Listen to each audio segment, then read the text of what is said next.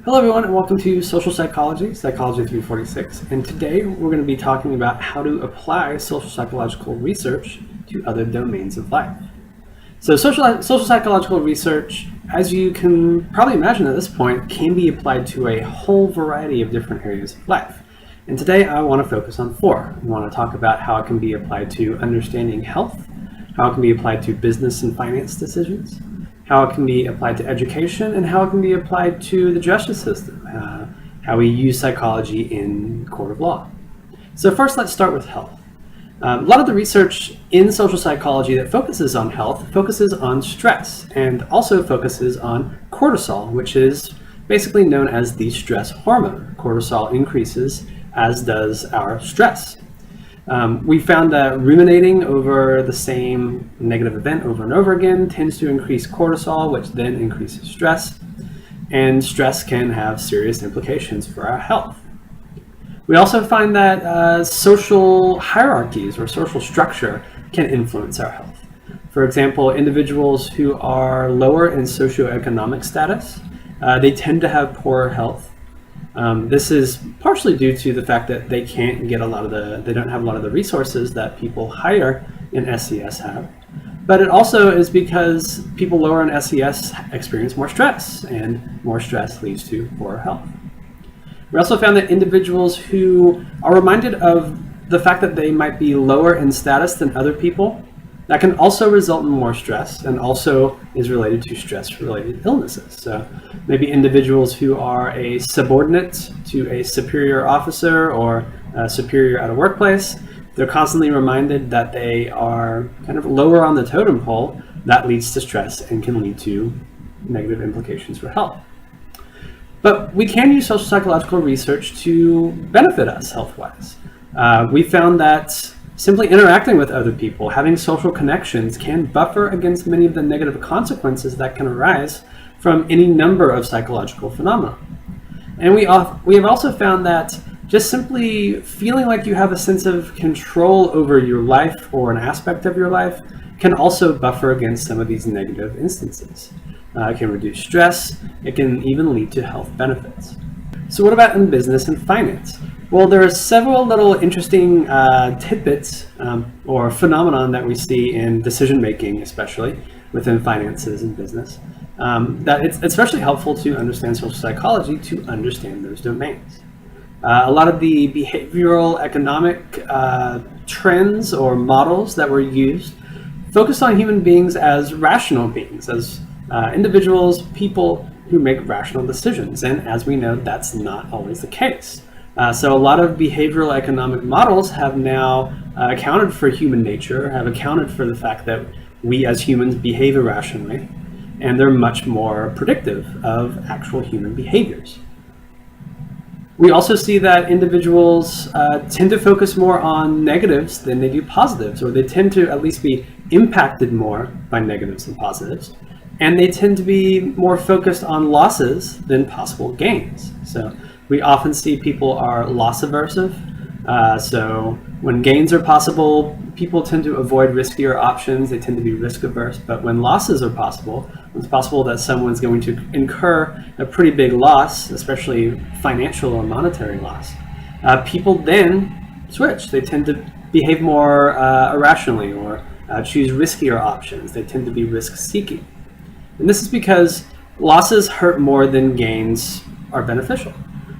We feel them more, and so we're more likely to try to avoid them than to try to attain gains.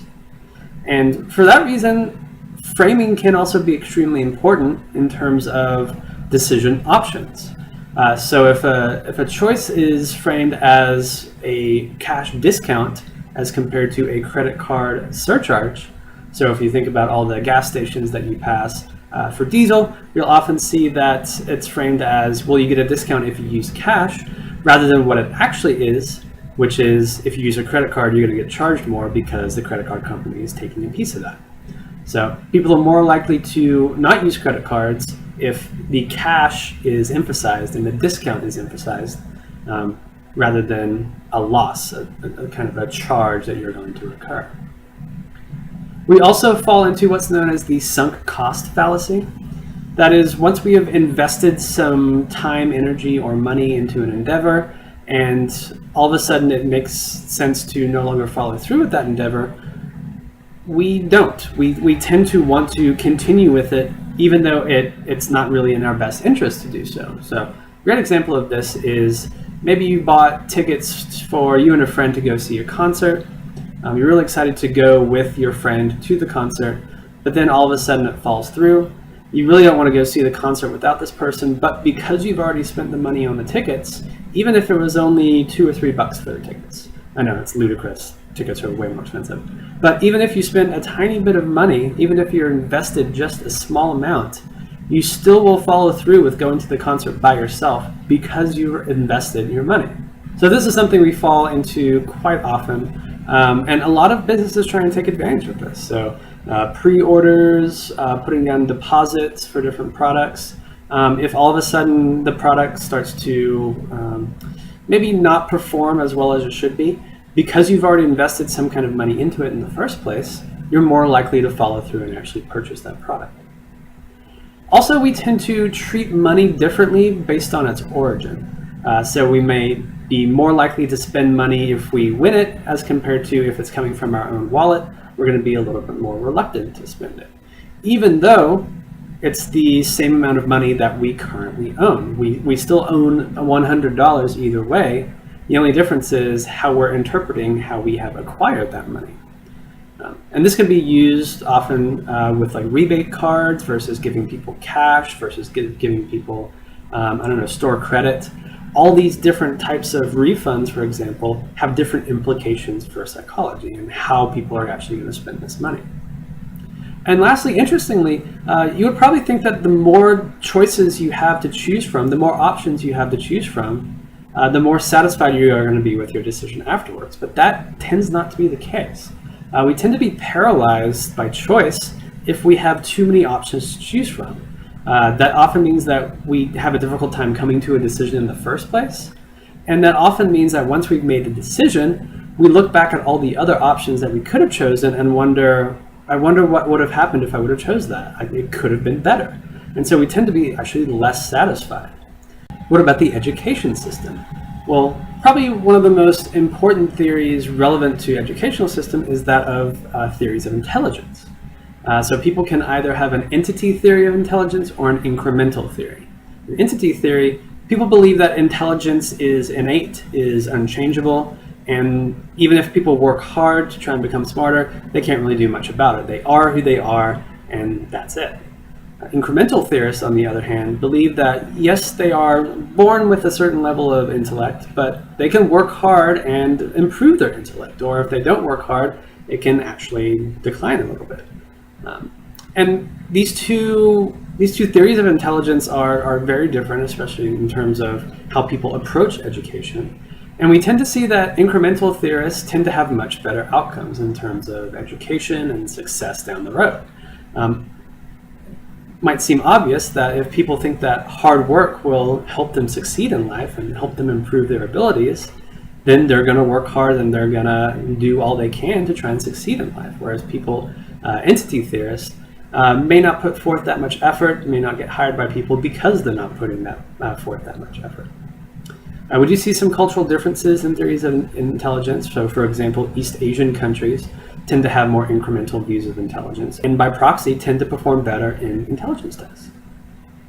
We also see that stereotypes and group differences among different ethnic groups, for example, or genders, can influence success in education and schooling.